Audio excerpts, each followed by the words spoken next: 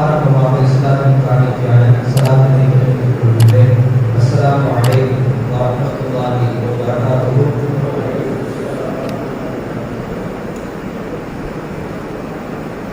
எல்லாருக்கும் வல்ல அல்லாஹ் ஒருவனுக்கே உரித்தாகுமாக.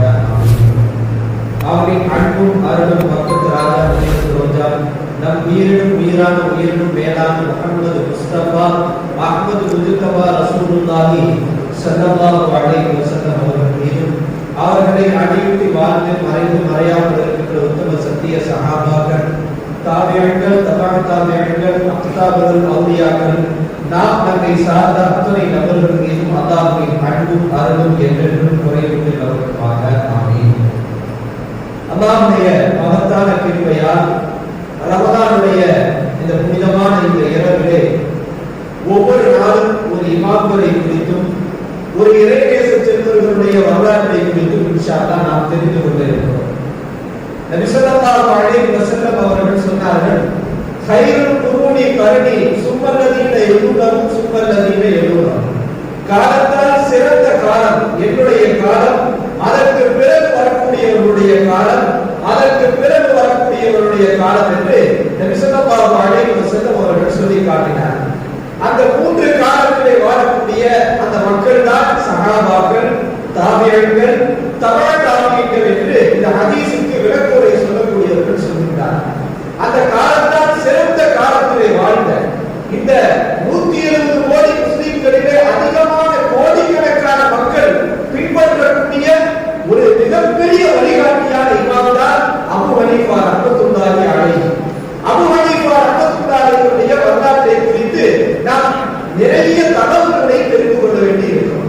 இன்றைய உலகிலே வலிமார்கள் என்கிற பெயரிலே வலிமார்களுடைய தலைவர் முஹய்யித்தீன் அப்துல் காதிர் ஜீலானி கத்தஸல்லாஹு சிர்ரஹு அஸீஸ் அவர்களுடைய வாழ்க்கை வரலாறு குறித்து மக்களுக்கு தெரிகிறது. முஹய்யித்தீன் அப்துல் காதிர் ஜீலானினா அவங்களுக்கு பெரிதாக தெரிகிறது. ஆனா உண்மையாக அவர்கள் வலிமார்களுடைய தலைவர் தான். எத்தனையோ வலிமார்களை குறித்து ஷாவுல் பாதுஷா நாயகர் என்றால் அவர்கள் தலையில் தூக்கி வைத்துக் கொண்டு அவர்களை பார்க்கிறோம். ஆனால் மேற்பாடு இப்ராஹிம் பாதுஷா நாயகர் என்றால் அவர்கள் தலையிலே தூக்கி வைத்துக் கொண்டு அவர்களை பார்க்கிறோம். உண்மையாக அவர்கள் மிகப்பெரிய இறைநேசர்கள் தான். ஆனால் இந்த இறைநேசர்களுக்கெல்லாம் தலைவராக இவர்களெல்லாம் இறைநேசர்களாக ஆக வேண்டும் என்றால் இந்த 4 இமாம்களும் ஒரு இமாமிற்கு பட்டது. ஒருத்தர் கேட்டாங்க, அபூ ஹனீஃபா இமாம் சிறந்தவங்களா, முஹய்யித்தீன் அப்துல் காதிர் ஜீலானி அவங்க சிறந்தவங்களா? யார் சிறந்தவங்க? யார் சிறந்தவங்க? அபூ ஹனீஃபா இமாம் சிறந்தவங்களா, முஹய்யித்தீன் அப்துல் காதிர் ஜீலானி கத்தஸல்லாஹு சிர்ரஹு சிறந்தவங்களா? போதுலாமா? இதான் பதில். இதுதான் எல்லாருடைய அவாக்களுடைய பதில். ஆனால் இது சரியான முஹய்யித்தீன் அப்துல் காதிர் ஜீலானி அவர்கள் வலிமார்களுடைய தலைவராக இருந்தாலும் கூட அவர்கள் வலிமார்களுடைய தலைவராக ஆக வேண்டும் என்றால் இந்த 4 இமாம்களில் ஒருவருடைய ஆய்வை அவர்கள் பின்பற்றினார்கள்.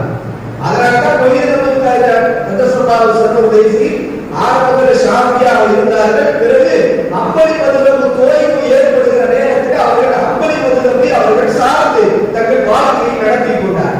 அப்ப யார் சிறந்தவங்க? அபூ ஹனீஃபா இமாம். இப்போ அபூ ஹனீஃபா இமாமை குறித்து நாம் சில தகவல்களை நாம் தெரிந்து கொள்வோம். அபூ ஹனீஃபா இமாமுடைய அசல் பெயர் நுஅமான் இப்னு சாபித். என்ன பெயர்மா? நுஅமான் இப்னு சாபித் என்பதுதான் அவருடைய அசல் பெயர். இவர்கள் எப்போது பிறந்தார்கள் என்றால் நபி ஸல்லல்லாஹு அலைஹி வஸல்லம் அவர்கள் மரணித்து 70 வருடத்தில் இந்த உலகத்தில் அவர்கள் பிறந்தார்கள்.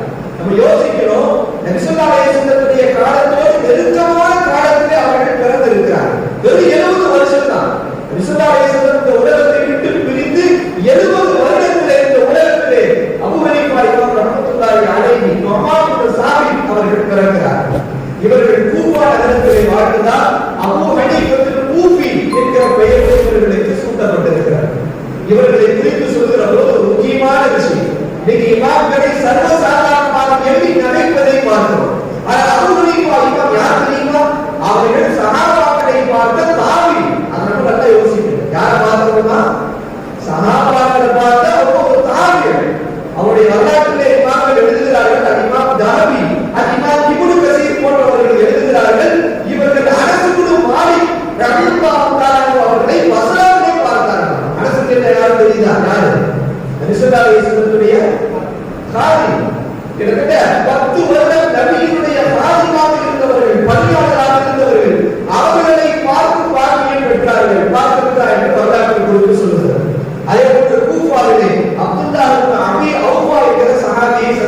இருக்கிறார்கள். அதே போன்று மதீனாவிலே சஹலுக்கு சாயிதி என்கிற சஹாபியை அவர்கள் சந்தித்து இருக்கிறார்கள்.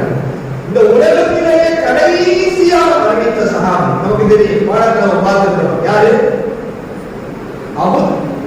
அபு துஃபைல் ஆமிர். அவர்தான் இந்த உலகத்திலேயே கடைசி இந்த உலகத்தை விட்டு பிரிந்த சஹாபி. அவர்களையும் சந்தித்ததாக வரலாற்றை பதிவு செய்கிறார். நம்ம விளக்கணும், அபூ ஹனீஃபா இமாமுடைய சிறப்புகள் பல இருந்தாலும் மிகப்பெரிய சிறப்பு என்னதுமா, அவர்கள் ஒரு தாபியர், சஹாபியை பார்த்தவர்கள், சந்தித்தவர்கள். என்ன விசுவாசம் சொன்னார்கள், நான் தமஸ்ஸனால முஸ்லிமன் ரஹாடி அவர் ரஹாமன்றான் அவர் அலைஹி ஸலாத்து வஸலாம். ஒரு முஸ்லிமை நரகத்துக்கு தீண்டாது. எப்படிப்பட்ட முஸ்லிம்? என்னை பார்த்தவரையும் என்னை பார்த்தவரையும் நரகத்துக்கு தீண்டாது என்று ஒரு ஹதீஸை நாம் பார்க்க முடியும். அப்படிப்பட்ட ஒரு சிறப்பிற்குரிய ஒரு சஹாபி அவர். புரிஞ்சா? அபூ ஹனீஃபா இமாமுடைய மிக யாராலும் தொட்டு பார்க்க முடியாத ஒரு சிறப்பு என்ன? அவர் ஒரு தாபீர். அதனால நம்ம மனசுல வச்சுக்கணும். இந்த வரலாற்று செய்திகள் நமக்கு தெரியும். அடுத்து இவங்களுடைய தாத்தா நுஅமான் இப்னு சாபித் தானே. அபூ ஹனீஃபாவுடைய பேர் நுஅமான், அவருடைய தந்தை பேர் சாபித். அவங்களுடைய அத்தா சாபித்துடைய அத்தா அலி ரலியல்லாஹு என்ன செய்யறாங்கன்னா, கை குழந்தையாக இருக்கக்கூடிய சாபித்தை கொண்டு போறாங்க. யாரு? அபூ ஹனீஃபாவுடைய தந்தை. அப்ப கொண்டு போய் கை குழந்தையா அலி ரலியல்லாஹு கொண்டு போகும்போது அலி ரலியல்லாஹு துஆ செஞ்சாங்க. யாருக்கு? அபூ ஹனீஃபாவுடைய தந்தைக்கு கை குழந்தையாக இருந்த சாபித்துக்கு துஆ செஞ்சார்களா? வரலாற்றில் வருகிறது, அல்லாஹும்ம பாரிக் லஹு, யா அல்லாஹ் இவருக்கு நீ பரக்கத் செய்வாயா, வஃபி துர்ரியத்திஹி, இவருடைய சந்ததியிலும் பரக்கத் செய்வாயாக. அந்த அலி ரலியல்லாஹுடைய துஆவுடைய பரக்கத்து தான் இத்தனை கோடி முஸ்லிம்களும் அபூ ஹனீஃபா இமாமுடைய ஆய்வை பின்பற்றிக் கொண்டிருக்கிறார். அல்லாஹு அக்பர். இன்னைக்கு வந்துட்டாங்க. இன்னைக்கு ஒரு 20-25 வருஷத்துல நாங்கள் குர்ஆன் ஹதீஸை ஆய்வு செய்கிறோம். இமாம்கள் வேண்டாம், மதுஹப் வேண்டாம் என்று சொல்லி தனி மதுஹப்பை உருவாக்கி கொண்டிருக்கிற எத்தனையோ மோசமானவர்களை நாம் பார்க்கிறோம். என்ன சொல்றாங்கன்னா, இமாமுடைய ஆய்வை பின்பற்றப்படும். அப்ப யாரெல்லாம் பின்பற்றுறது அப்படின்னு கேட்டா அவங்க ஆய்வை பின்பற்றணும். இன்னைக்கு நம்ம பேர் சொன்னா சொல்லலாம், அவங்க என்ன செய்யறாங்க, நேரடியா குர்ஆன் ஹதீஸை பின்பற்றுவோம் என்கிற பெயரிலே என்ன செய்யறாங்க, அந்த தனி மனிதனுடைய மோசமான இன்றைக்கு எத்தனையோ கேவலமான செயலை சித்திக் கொண்டவர்களுடைய ஆய்வை இன்னைக்கு பின்பற்றக்கூடிய ஒரு சூழல் ஏற்படுது.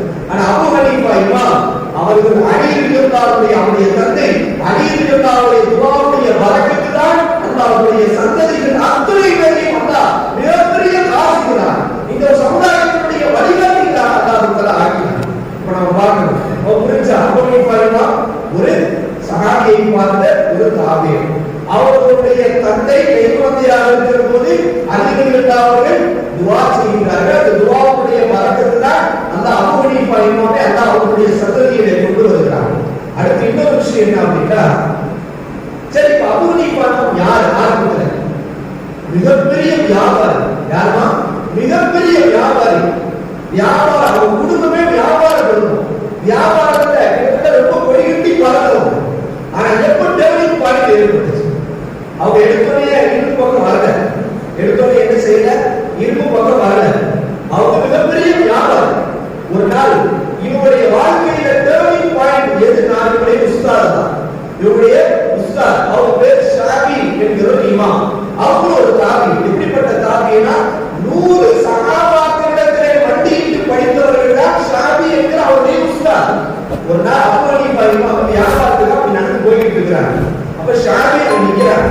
அவ பாக்குறாங்க. யார் பாக்குறாங்க? அபூ ஹனீஃபா இமாம் வேக வேகமா வியாபாரத்துக்கு போறாங்க.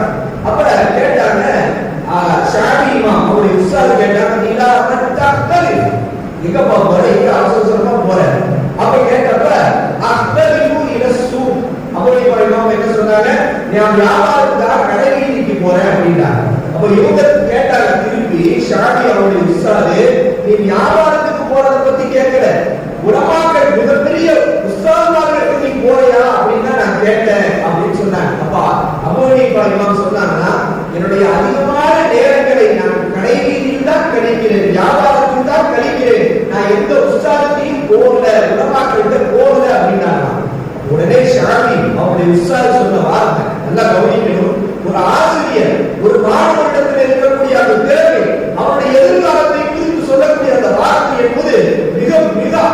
முக்கியமான வார்த்தை. எந்த ஒரு மாணவர் அந்த வார்த்தையை பற்றி பிடித்து தன் உஸ்தாதுடைய அந்த வழிகாட்டுதலை நடக்கிறாரோ இந்த உலகத்தையே ஆட்சி செய்கிற அளவுக்கு ஒரு மிகப்பெரிய ஆளுமையாக வர முடியும். அதற்கு மிகப்பெரிய உதாரணம் அபூ ஹனீஃபா. என்ன தெரியுமா சொன்னாங்க அவங்க உஸ்தாது ஷாஃபி? என்ன தெரியுமா சொன்னாங்க? அற்புதமான வார்த்தை, லா தஃபல்.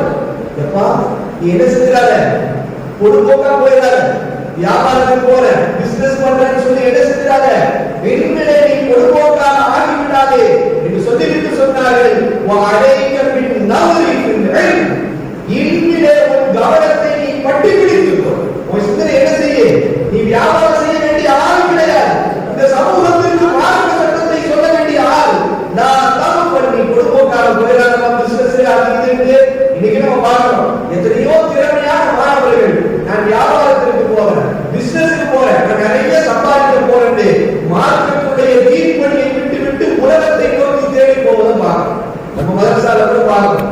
ஒரு சில என்ன செஞ்சாங்க, ஒரு சில வருஷங்களுக்கு முன்னாடி முடிச்சது மோதல் காலத்துல எந்த உஸ்தாமாருக்கு வருது கிடையாது, நேரம் உசூல் பிரிவு கொண்டு வந்துருவாங்க. உசூல் சாஷிய இந்த கிதாபுல என்ன இருக்குது, அந்த கிதாபுல என்ன இருக்குது, மத்தொரு துணியில என்ன இருக்குது, அதுல என்ன இருக்கு, இதுல என்ன இருக்குன்னு உஸ்தாமார்களை போட்டி பின்னி வளர்த்த மனுஷன் இன்னைக்கு பாருங்க அவருடைய நிலைமை. அவர் இல்மை கற்றுக்கொண்டார், சுத்துரை கற்றுக்கொண்டார். ஆனால் அவர் உஸ்தாமாருடைய வழிகாட்டுதல் இல்ல. இன்னைக்கு அவர் ஒரு ஹைதராபாத் போன்ற ஒரு நகரங்கள்ல ஒரு பிசினஸ் மேனா வேலை பார்க்கிறார். ஃபேக்டரியில போறாரு, நேரத்துல வேலைக்கு போக வேண்டிய சூழல், அந்நிய பெண்களோடு வேலை செய்ய வேண்டிய சூழல், தான் கற்ற கல்வியின்படி வலிமை எட்டி வைக்கக்கூடிய அதன்படி வாழக்கூடிய முடியாத ஒரு சூழல். இது ஒரு மிகப்பெரிய தண்டனை. அல்லாஹ் பாதுகாக்கணும். நம்ம இல்மை நம்ம என்ன செஞ்சிடக்கூடாது. நம்ம உஸ்தாத் அவ என்ன செஞ்சாங்க, அபூ ஹனீஃபா ஷாஃபி அவங்க உஸ்தாத் சொன்னாங்க, என்ன சொன்னாங்க, லா தஃபல். நீ என்ன செஞ்சிடாத, பொதுபோக்காக இருந்து விடாதே, வஅலைக பின் நவ்ரி ஃபில் இல்ம். என்ன செய்ய, இல்முல உன்னுடைய கவனத்தை நீ பற்றி பிடித்துக்கொள். சிந்தனை டைவர்ட் ஆகக்கூடாது. நான் அதை பண்ண போறேன், இதை பண்ண போறேன், சம்பாதிக்க போறேன், பிசினஸ் பண்ண போறேன், ஒரு சிந்தனை எழுப்பிலே நீ ஆக்கிக்கொள். அடுத்து சொன்னாங்க, வமுஜாலசத்தில் உலமா, உலமாக்களோட அமல்வதை நீ பற்றி பிடித்துக்கொள் அப்படின்னு சொல்லிட்டு ஷாஃபி அவர் மாணவர் அபூ ஹனீஃபா இமாமை பார்த்து சொன்னார்கள், ஃபஇன்னி ஆஃபீக, உன்னிடத்திலே நான் பார்க்கிறேன், யகதன் வஹரகன், ஒரு விதமான ஒரு திறமை, ஒரு விதமான விழிப்பை நான் இடத்திலே பார்க்கிறேன். அதனால் நீ இந்த துறையில் இறங்கினால் உலகமே உன்னை பின்பற்றுகிற அளவுக்கு மார்க்கத்தை உருவாக்க முடியும். அந்த அளவுக்கு உனக்கு ஒரு திறமை, டேலண்ட் இருக்கிறார். நீங்க சொல்லுங்க, அந்த நேரத்தில் ஷாஃபி அவர் உஸ்தாத் சொன்ன அந்த விஷயத்தை எடுத்துக்காம அபூ ஹனீஃபா இமாம் மட்டும் போறதுக்கு வேற பிரேக்ஃபாஸ்ட் பண்ணிக்கிட்டே இருப்பாங்க, பிசினஸ் போக கூடாது, அது போக கூடாதுன்னு. நம்ம பாட்டுக்கு போகணும்னு போயிருந்தால் இன்னைக்கு ஒரு எத்தனையோ கோடிக்கணக்கான மக்கள், கோடிக்கணக்கான மக்கள் பின்பற்றுகிற அளவுக்கு ஒரு மிகப்பெரிய மசாயிக் சட்டங்களை உருவாக்கி அபூ ஹனீஃபா இமாம் கிடைச்சிருக்க மாட்டாங்க. இன்னைக்கு நம்ம எத்தனையோ மாணவர்களை சொல்றோம், பயங்கரமா பயன் பேசுறோம், பயங்கரமான டேலண்ட், அடிச்சுக்க முடியாது, இந்த மாதிரி சூரத்து பாஷையில சொல்றாங்க, பாஷையில சொல்றாங்க. அப்படி அழகான சூழல், தாடி என்ன, அந்த உடை அணிந்து வரக்கூடிய அழகு என்ன அழகு என்ன இருக்கு, என்ன பிரயோஜனம். ஆனால் அந்த நேரத்தில் அபூ ஹனீஃபா இமாம் அவருடைய உஸ்தாதுடைய வழிகாட்டுதலை அவங்க எடுத்துக்காம போயிருக்காங்க. இன்னைக்கு நமக்கு ஒரு அபூ ஹனீஃபா இமாம் கிடைச்சிருக்காங்க. இப்ப நல்லா கவனிக்கணும், இந்த டேர்னிங் பாயிண்ட் எங்க திரும்பிச்சு, அபூ ஹனீஃபா இமாம் எங்க திரும்பிச்சு, வியாபாரமாவது பண்ணாது கொண்டு போய் விட்டுட்டு நேராக போனாங்க. அவருடைய மெயின் வாழ்க்கையுடைய திருப்பு முனையை அமைத்து இல்மு பக்கம் கவனம் செலுத்த ஆரம்பிச்சாங்க. அப்போ உஸ்தாத தேவை, உஸ்தாது சரியான உஸ்தாதுக்கு போறாங்க. யார்கிட்ட போறதுன்றது அவருக்கு ஒரு இதுவா இருக்கு. இப்போ முதல்ல குர்ஆனை மனப்பாடம் செய்கின்றார்கள். அந்த சபா கராத் இதுக்கு நம்ம கேள்விப்படுறோம். இந்த சபா கராத்துல ஆசிம் என்கிற ஒரு இமாமுடைய கராத் அடிப்படையில் முழு குர்ஆனை பாடம் செய்கிறார்.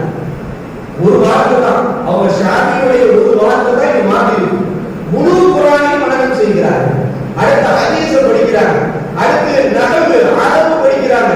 ஒரு கட்டத்துல இல்முல் முனாவரா படிக்கிறாங்க. இல்முல் முனாவரா என்ன அப்படின்னா விவாத கலை. கடவுளே இல்லைன்னு சொல்றவங்க எப்படி விவாதம் பண்றது, என்ன அது மாதிரி இந்த மாதிரி ஹதீஸ் இல்லைன்னு சொல்றவங்க எப்படி, இந்த விவாத கலையை படித்து ஒரு வருஷம் படிக்கிறாங்க. நீ எல்லா கலையும் படிச்சுட்டு யோசி பாக்குறாங்க, இது எல்லாம் ஓகே, ஆனால் நாம் ஒரு கலையை கற்றுக்கொள்ள வேண்டும். ஒட்டுமொத்த உலகத்திற்கும் கியாமத் வரைக்கும் நாம் பிரயோஜனப்படக்கூடிய ஒரு கலையை கற்றுக்கொள்ள வேண்டும் என்று ஆசைப்படுகிறார்கள். அப்போதுதான் அவர்களுடைய சிந்தனை ஃபிக்ஹின் பக்கம் போகும். எங்க போகுது? ஃபிக்ஹ் மார்க்க சட்டம் பக்கம் போகும். அப்ப அந்த நேரத்துல இவங்க உஸ்தாத தேடும் போது அல்லாஹ் தஆலா இவர்களுக்கு கொடுத்த மிகப்பெரிய உஸ்தாத் தான் ஹம்மாத் இப்னு சுலைமான். யாரா? அபூ ஹனீஃபா இமாமுடைய உஸ்தாத் பேர் என்ன? ஹம்மாத்.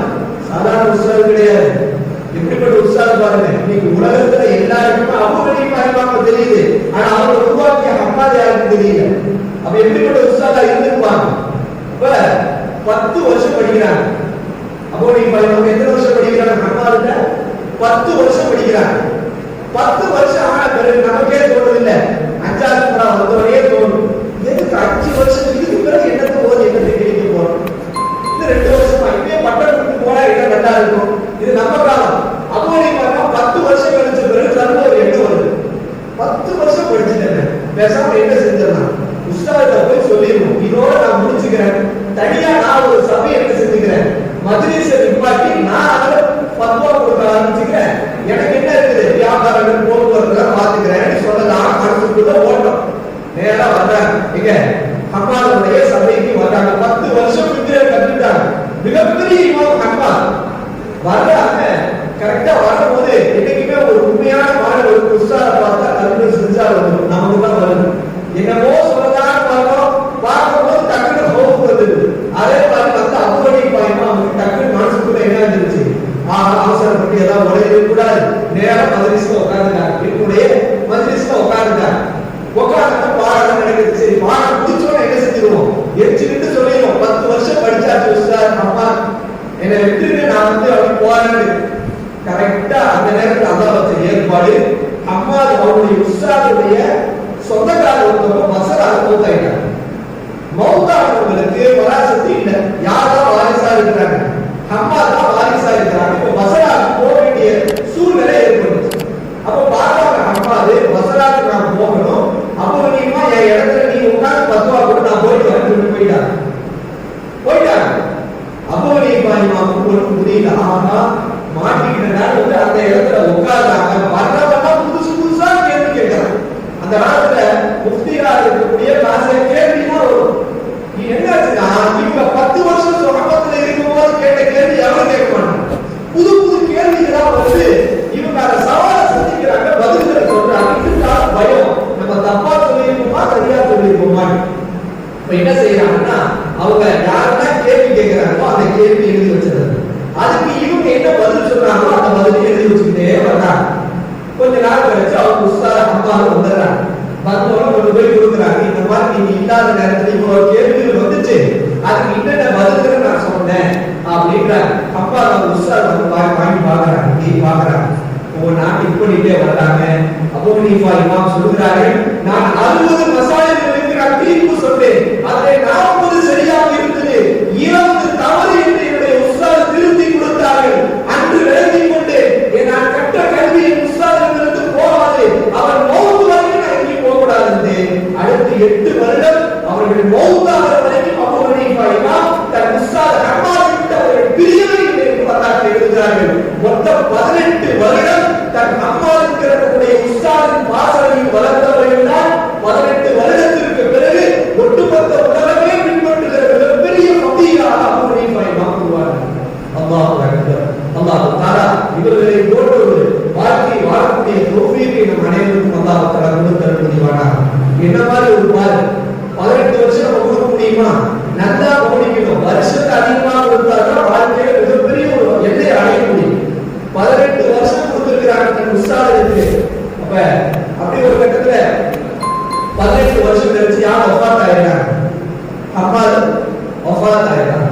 மனசுக்குள்ள ஓட்டம் என்ன ஓட்டம்னா, இப்ப அந்த இடத்துல அவங்க உட்கார்ந்து ஃபத்வா கொடுக்கணும், மக்களுக்கு சொல்லணும், வர கேள்விக்கு பதில் சொல்லணும்.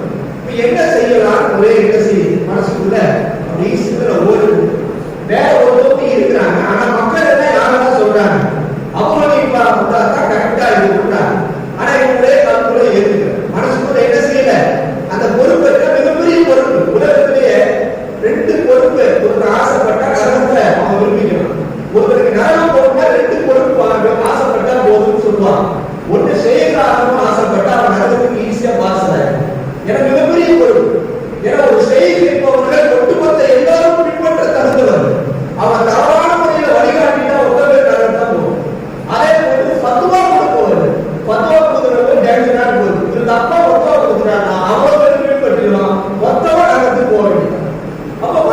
இருக்குது. ஒரு நாள் கனவிலே அபூ ஹனீஃபா இமாமுடைய கனவிலே அவர்கள் ஒரு கனவை பார்க்கிறார்கள். அந்த கனவிலே அபூ ஹனீஃபா இமாம் நபி ஸல்லல்லாஹு அலைஹி வஸல்லமுடைய கபருக்கு பக்கத்தில் இருக்கிறார்கள். நபியுடைய கபரை அவர்கள் நோண்டுகிறார்கள். நோண்டி என்ன செய்றாங்க? மண் எடுக்கிறாங்க. மண்ணை எடுத்துக்கிட்டே இருக்கிறார்கள். ஒரு ரிவாயத்தின்படி மண்ணை எடுக்கிறார்கள் என்று வருகிறது. இன்னொரு அறிவிலே நபியுடைய கபருடைய மண்ணை எடுத்து கையில வைத்து இப்படியே எல்லா இடங்களிலேயும் ஊதுகிறார்கள். முடிச்சு பார்த்து பயந்துட்டாங்க. மோசமான கனவு போடுறது, என்னமோ கனவு ரசூலுல்லாஹ் அப்படியே போடுற மாதிரி கனவு வந்து அவங்க அதிர்ச்சி ஆயிட்டாங்க. என்ன கனவு, வித்தியாசமான கனவா இருக்கு, நம்ம மோசமான நிலைமையில இருக்கோமோ என்ன பண்ணுது. அன்றைக்கு கனவுடைய விளக்கம் பெரிய கனவுக்கு விளக்கம் சொல்லக்கூடிய இப்னு சீரின் மிகப்பெரிய தாபி அவங்கள்ட்ட போறாங்க. எப்படி சொல்றாங்கன்னா இவங்க கண்ட கனவுன்னு சொல்லல. என்னன்னு சொல்றாங்கன்னா ஒருத்தர் ரசூலுல்லாஹ்வுடைய கபரை அதன் மண்ணை நோண்டுற மாதிரி ஒருத்தர் கனவு கண்டாரு, அதுக்கு என்ன விளக்கம் அப்படின்னு கேட்கிறாங்க. இப்னு சீரின் ரஹ்மத்துல்லாஹி அலைஹி சொல்றாங்க, இந்த கனவை கண்டவர் மிகப்பெரிய இமாமாக வருவார். அவர் நபியினுடைய இல்மை இந்த ஒட்டுமொத்த உலகத்திற்கும் சப்ளை செய்வார், ஒட்டுமொத்த உலகத்திற்கும் அதை அவர் பகிர்ந்து கொள்வார் என்று இப்னு சீரின் ரஹ்மத்துல்லாஹி அலைஹி விளக்கம் சொல்றாங்க. அப்பதான் இவங்களுக்கு மனசுல ஒரு இத்துமீனான், ஒரு நம்பிக்கை வருகிறது. அல்லாஹ் இந்த பொறுப்புக்கு நம்மை தேர்ந்தெடுத்திருக்கிறார் என்று எண்ணம் வருது. அதுக்கு பிறகுதான் உட்கார்ந்து என்ன செய்யறாங்க, அவங்க அந்த மார்க்க பணிகளிலே ஈடுபடுகிறார்கள். மார்க்க பணிகளிலே ஈடுபடுகிறார்கள். இப்படி அபூ ஹனீஃபா இமாமுடைய வரலாற்றில் நிறைய செய்திகள் இருக்கிறது. இருந்தாலும் சுருக்கமான அந்த செய்தியை நாம் சொல்லி இருக்கிறோம். இன்ஷா அல்லாஹ் அடுத்த உஸ்தாத்மார்கள் இன்ஷா அல்லாஹ் பேசி இருக்கிறார்கள். அபூ ஹனீஃபா இமாமுடைய தகவல் புரிஞ்சுட்டான். இன்னும் இருக்குது, இதோட நான் விடல. சில நாளைக்கு அபூ ஹனீஃபா இமாமுடைய நான் இப்ப ஆரம்ப வரலாறு சொல்லியிருக்கேன். ஏன்னா எதுக்கு சொல்ல வரேன்னா இமாமுடைய வரலாறு நமக்கு தெரியும். நம்முடைய உஸ்தாத்மார்கள் உலமாக்கள் நம்முடைய மூதாதையர்களாக இருந்த இந்த மார்க்கத்தை கட்டி காட்டுவதற்கு அவர்கள் தான். அவுலியாக்கள் என்பவர்கள் ஒரு பக்கம் இருந்தாலும் கூட இந்த மார்க்கம் ஷரியத்தை விட்டு பெறாத அளவிற்கு இந்த சமுதாயத்தை வழிநடத்தியவர்கள் நம்முடைய இமாம்கள். ஆனா அன்னைக்கு அவங்க வரலாறு நமக்கு தெரிய மாட்டேங்குது. அதனால்தான் அபூ ஹனீஃபா இமாமுடைய தகவலை நாம் பகிர்ந்துள்ளோம். ஆரம்பத்தில் என்ன சொன்ன, அபூ ஹனீஃபா இமாமுடைய அசல் பெயர் என்னன்னா நுஅமான் இப்னு சாபித். எதற்கு சொல்ல வருகிற செய்தி, அஜாசுல்லா மாணவர்கள் முத்திரில்லா நிறைய மாணவர்கள் சில மாணவர்கள் என்ன செய்யறாங்க, குறிப்பெடுக்கிறார். நம்ம ஒரு புத்தகத்தை தேடி படிக்க முடியாது. அந்த வரக்கூடிய தகவல்களை நம்ம என்ன செய்யணும், பதிவு செய்ய வேண்டும். நுஅமான் இப்னு அதுக்கு என்ன செய்கிறீங்க, நுஅமான் இப்னு சாபித் அப்படிங்கிற அவங்க பேரு. அபூ ஹனீஃபா இமாமுடைய தனிப்பட்ட சிறப்பு என்ன, அவங்க ஒரு தாபினா சஹாபாவை பார்த்தவங்க, சந்திச்சவங்க. நல்லா கவனிக்கணும். சஹாபிக்கு என்ன தாரீஃப்மா, சஹாபிக்கு என்ன தாரீஃப், மல்லக்கிய நபிய ஸல்லல்லாஹு அலைஹி வஸல்லம் முஸ்லிமன் வ மாத்த அல் இஸ்லாம் வலவ் தகல்லல் பைதாலிக்கு இருக்கிறது. புக்கான எங்கேயோ படிச்ச மாதிரி ஞாபகம் இருக்கு அப்படின்னு யோசிக்கிறார். உஸூல் ஹதீஸ்ல படிச்சிருக்கு. அப்ப நபி ஸல்லல்லாஹு அலைஹி வஸல்லத்தை முஸ்லிமான நிலையிலே சந்தித்து இஸ்லாத்திலே மரணித்தவர்களுக்கு சஹாபி. அதே போல இந்த சஹாபிகளை முஸ்லிமான நிலையிலே சந்தித்தவர்களுக்கு தாபி. அப்ப அபூ ஹனீஃபா இமாம் ஒரு தாபி. சந்தித்தவர்கள் ரொம்ப முக்கியமானவர் யாரு, அனஸ் இப்னு மாலிக். வேற தகவல்கள் பகிர்ந்துள்ளோம். அபூ ஹனீஃபா இமாம் பத்தி வேற என்ன தெரிஞ்சுக்கணும், அவர் ஒரு பெரிய பிசினஸ்மேன், ஒரு மிகப்பெரிய வியாபாரி. அவங்க இந்த அளவுக்கு சிறப்பா வந்ததுக்கு யாருடைய துஆ பரக்கத் ஒரு குடும்பத்துக்கு இருந்துச்சுன்னு வருது, அதிகரியா அல்லாஹ்வு பாரிக் லஹு ஃபீஹி வ ஃபீ துர்ரியத்திஹி. அவங்க தந்தைக்கு கை கொடுக்கையா இருக்கணும் துஆ செஞ்சாங்க. சரி, அடுத்து அவருடைய இவங்க பெரிய வியாபாரியா இருந்தாங்க. இவங்க இரு பக்கம் திரும்பினதுக்கு மிக முக்கியமான காரணம் யாரு, ஷாபி. அவங்க என்ன சொன்னாங்க, வியாபாரத்துக்கு போயிட்டு எங்கப்பா போறேன்னு கேட்டாங்க. வியாபாரத்துக்கு போறேன் எப்பா அப்படின்னு சொல்லிட்டு அவங்க என்ன வார்த்தை சொன்னாங்க, அந்த வார்த்தை தான் முக்கியம். லா தகுஃபல், நீ ஒழுங்கா போயிடாத. அலைக்கு பின் நபரி ஃபில் இல்மி வ முஜாலசத்தில் உலமாகி ஃபஇன்னி அரா ஃபீக ஹாக்கத்தன் வ யகலதன் சொன்னாங்க. அதுல எங்க போனாங்க, ஃபிக்ஹ் போனாங்க. ஆசிரியருடைய கிராத்துல குர்ஆன் மனப்பாடம் பண்ணாங்க. அதுக்கு பிறகு நாம ஹதீஸ் எல்லாத்தையும் கத்துக்கிட்டாங்க. லாஸ்ட்ல எங்க வந்துட்டாங்க, ஃபிக்ஹ். அவங்களுக்கு உஸ்தாத் யாரு, முழு அவங்க வாழ்க்கைக்கு காரணமா அவங்க உஸ்தாத் தான். அவங்க உஸ்தாத் பேர் தான் அம்மார் இப்னு சுலைமான் மொத்தம் எத்தனை வருடம் அவங்களோட இருந்திருக்கிறாங்க? 18 வருடம். 10 வருஷத்திலே ஒரு மாற்றம் ஏற்பட்டுச்சு. அல்லாஹ் 18 மௌத் வரைக்கும் 18 வருஷம் கூட இருந்திருக்கிறாங்க. அவங்க புரிஞ்சா இன்ஷா அல்லாஹ் தஆலா நம்ம என்ன தகவல்களை கேட்டோமோ அதன்படி நம்முடைய உள்ளங்களை இதுபோன்ற இமாம்களுடைய வாழ்க்கையினுடைய வரலாறை உள்வாங்கி நம் வாழ்க்கையும் அல்லாஹ் ரசூலுக்காக கழிக்கக்கூடிய தௌஃபீக் அல்லாஹ் தஆலா அனைவருக்கும் கொடுத்து அருள் புரிவானாக. இன்ஷா அல்லாஹ் அல்லாஹ் மீது உண்டான இஸ்திமாவை எந்த சிரமமும் இல்லாமல் எந்த ஒரு கஷ்டமும் இல்லாமல் அதை ருசித்து ரசித்து இதை அனுபவிக்கக்கூடிய தௌஃபீக்கை அல்லாஹ் தஆலா கொடுத்து அருள் புரிவானாக. இன்ஷா அல்லாஹ் அபூ ஹனீஃபா இமாமுடைய பாதி தகவல் தெரிஞ்சுக்கிட்டோம். இதுக்கு பிறகு அவங்க பிசினஸ் மேனா எப்படி இந்த உலகத்தை பயணிச்சாங்கன்றத மாட்டி இன்ஷா அல்லாஹ் நாளைக்கு அவங்க எப்படி பிசினஸ் மேனா ஆனாங்க, அவங்க இன்புல எப்படி வந்தாங்க, அவங்க மூலியமா இந்த உலகத்துல ஏற்பட்ட புரட்சி என்ன, அவங்க சமகாலத்துல அவங்களுக்கு ஏற்பட்ட சோதனை அதான் வேணும். அல்லாஹ் ஒருத்தருக்கு சோதனை தராம அவங்க வாழ்க்கையில ஜெயிக்க முடியாது. அபூ ஹனீஃபா இமாமுடைய வாழ்க்கையில 2 சோதனை ஏற்பட்டது. விக்கிபீடியாலே சொல்றாங்க, தெளிவா சொல்றாங்க. அந்த 2 சோதனை என்ன, அந்த 2 சோதனையில் அவர்கள் எப்படி ஜெயித்தார்கள், எப்படி ஜெயித்ததுதான் இந்த உலகம் போற்றும் இமாமாக வாழ்ந்தார்கள் என்ற தகவலை இன்ஷா அல்லாஹ் வரக்கூடிய நாட்களில் பார்க்கலாம் என்று என்னுடைய வார்த்தையை நான் நிறைவு செய்து கொள்கின்றேன். அஸ்ஸலாமு அலைக்கும் வரஹ்மத்துல்லாஹி வபரகாத்துஹு.